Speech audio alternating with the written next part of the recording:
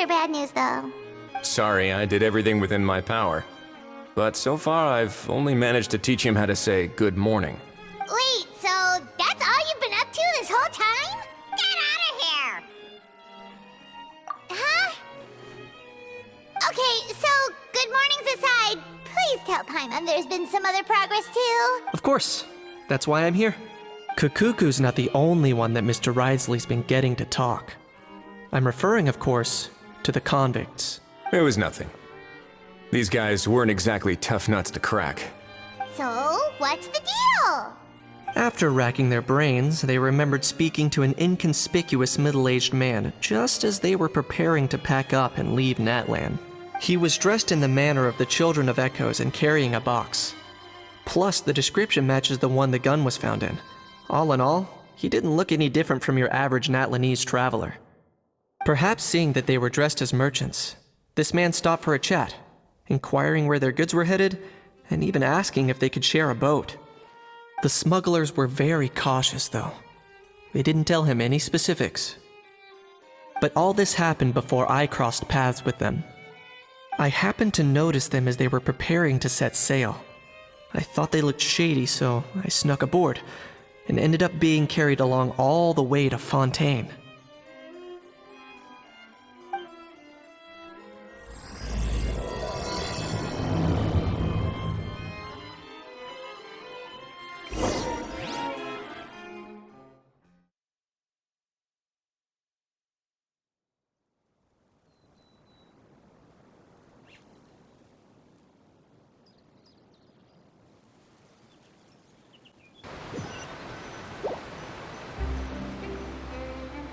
Boss, do we know if those Fontanians will even like this stuff?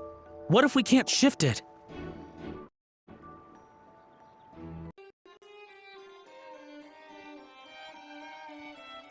After an investigation and a chase, they finally apprehended them and sent them on their way.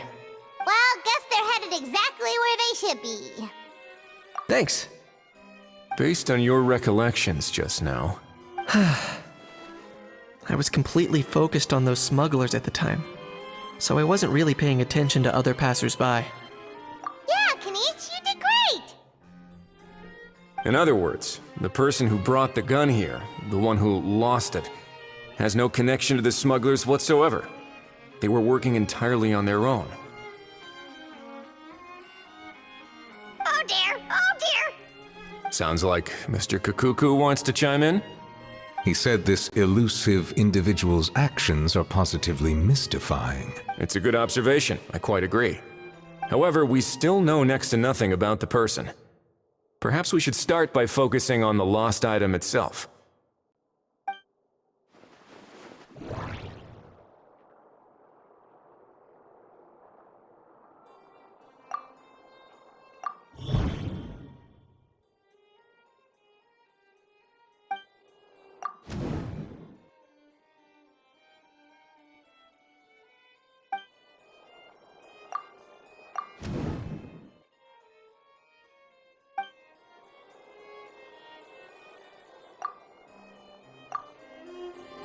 It certainly seems like it was the bait in some kind of trap. The only question is, why wasn't the bait made more conspicuous? Has something sprung to mind?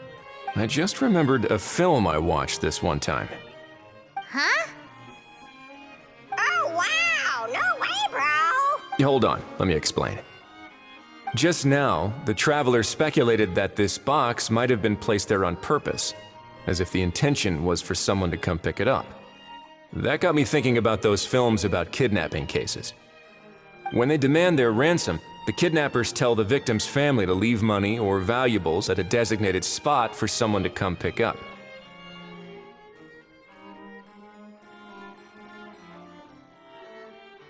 That doesn't merely happen in films.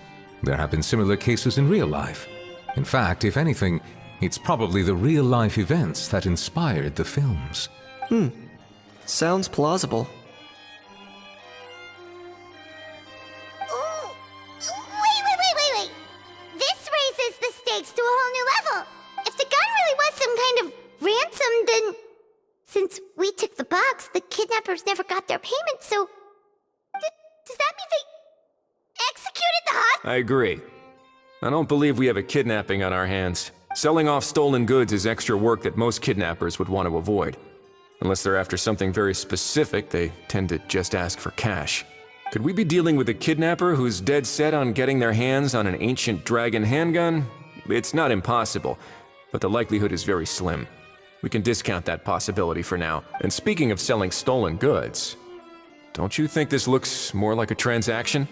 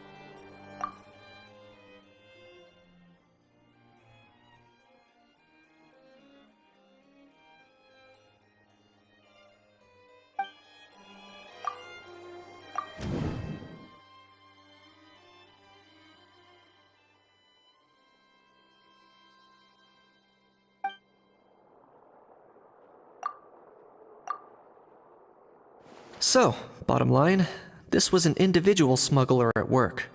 Exactly. And it was the location itself that caused the deal to fall through. The last thing they would have expected was for a quiet beach to turn into a bustling film convention overnight. Not only is the area now packed with tourists, but the Spina di Rosula have a presence there. I'll bet that both parties were completely caught off guard. That sounds like a plausible theory, but how do we verify it?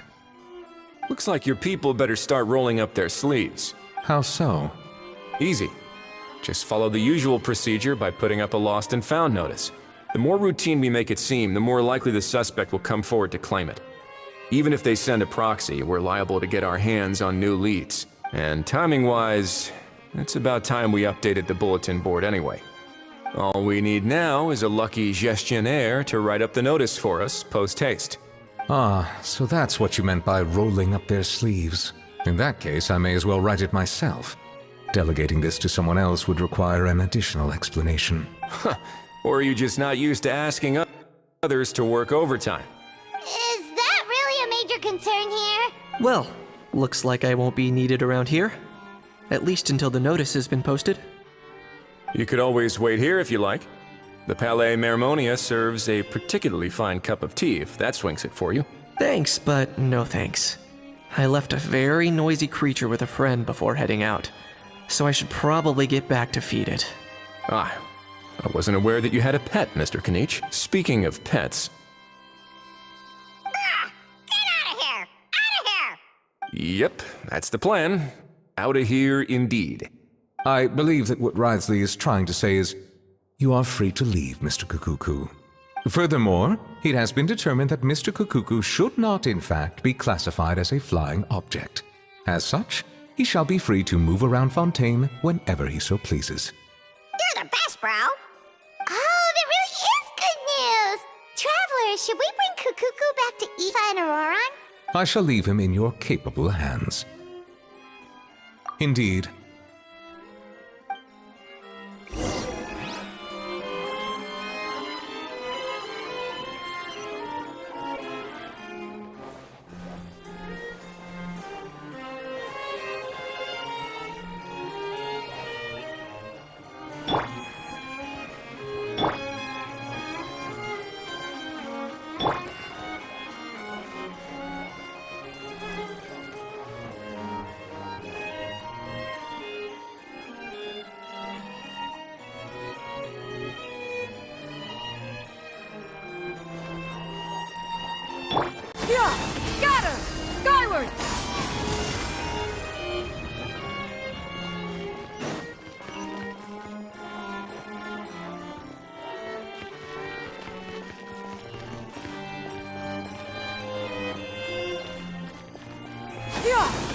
Skyward!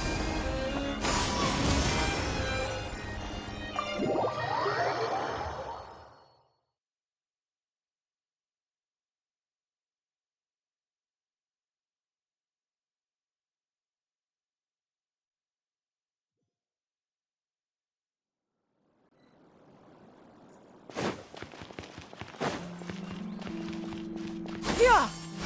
Skyward! Scatter!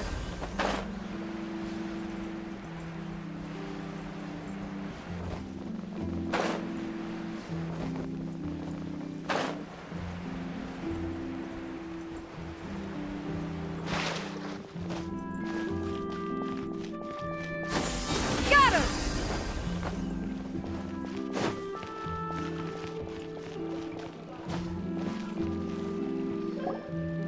How? What? What now? Let's shake hands. Fine by me. Get ready for a knuckle sandwich!